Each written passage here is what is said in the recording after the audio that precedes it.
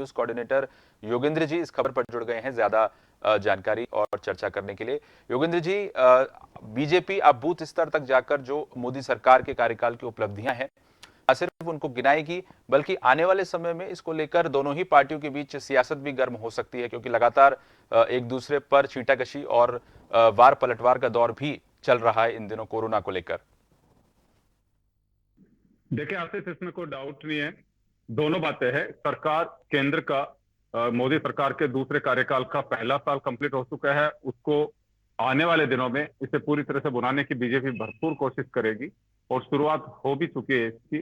1 से 7 जून तक इन्होंने सैनिटाइजर और मास्क वगैरह, जैसे कि बीजेपी का दावा है, वो काम किए जा रहे हैं। अब बूथ लेवल पर संपर्क अभियान चल रहा है, जिसमें 25 लाख परिवारों तक भाजपा पहुंच बनाएगी राजस्थान में। और ये कहा जा रहा है कि उन्हें मोदी का एक पत्र दिया जाएगा जिसमें केंद्र सरकार की उपलब्धियां होंगी। और यह उपलब्धियां काफी बड़े संख्या में इसको कार्यकर्ताओं को लगा करके, और बीजेपी अपने कार्यकर्ताओं को एक तरह से कहें कि रिचार्ज करना, पब्लिक के बीच अपनी पहचान बनाना। जो बीजेपी इससे कहें कि 3 महीने से जो गैप हो गया था उसे पाटने की पूरी कोशिश करेगी। यह अवसर है, इसे भरपूर भुनाने की कोशिश की जाएगी। निश्चित रूप से इस पे सियासी पारा चढ़ना लाजमी है। कांग्रेस साफ कह रही है कि कोरोना का जो वक्त है, कोरोना का जो एक काल चल रहा है, उसमें भी बीजेपी ऐसी हरकतों से बाज नहीं आ रही। इसमें बीजेपी को इस तरह से नहीं करना चाहिए था। पहली प्राथमिकता जनता के सेहत हमारे लिए होनी चाहिए थी, लेकिन बीजेपी अपने एजेंडे को बनाने के लिए पहली प्राथमिकता उस पर लेकर के है, जो कांग्रेस का आरोप है।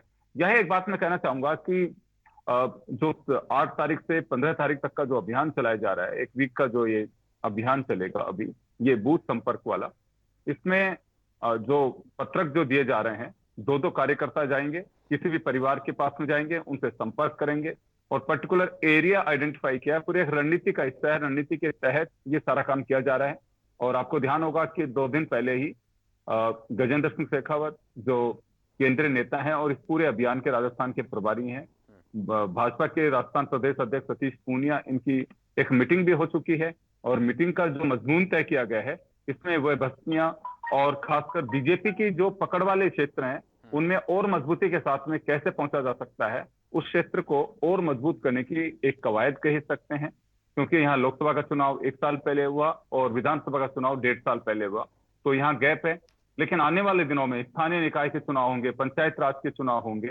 उन चुनावों में बीजेपी अपनी साख उसी तरह से खड़ी कर सके जो लोकसभा चुनाव में उन्होंने अपनी पहचान बनाई है। और एक बड़ा जो अभियान है, उसके पीछे उद्देश्य भी यह है कि अपनी जो जनता के बीच एक पैठ है, उसको बरकरार रखा जाए। जी आशीष। बिल्कुल। और योगेंद्र, क्या इस बहाने अब जब जनसंपर्क करेंगे, बूथ स्तर पर जाकर के उपलब्धियां जो हैं केंद्र सरकार की गिनाई जाएंगी, इस बहाने कोरोना के प्रति भी लोगों को जागरूक करते नजर आ सकते हैं भाजपा कार्यकर्ता?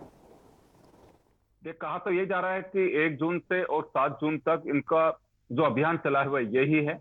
जो बीजेपी का दावा है कि सैनिटाइजर और मास्क देकर के जनता को आगाह भी किया गया है कि इस बीमारी से आपको कैसे सावचेत रहना है, आपको इससे लड़ना है, डर नहीं बैठाना, लेकिन केयरफुल रहना बहुत जरूरी है। तो ये एक तरह से दावा किया जा रहा है। पहला जो वीक है 1 से 7 जून तक, उसके पीछे मकसद भी यही रहा कि कल को कोई सवाल अगर खड़ा करता है कि बीजेपी किस स्तर तक जा रही है कि लोग मर रहे हैं और ये अपना बूथ अभियान चला रहे हैं, तो कहा जा सकता है बीजेपी की ओर से कि पहली प्राथमिकता हमने कोरोना से लड़ने के लिए लोगों को जोड़ने की ही दी है। और यही वजह है कि 1 से 7 तारीख तक हमने अवेयर करने के लिए एक अभियान चलाया है।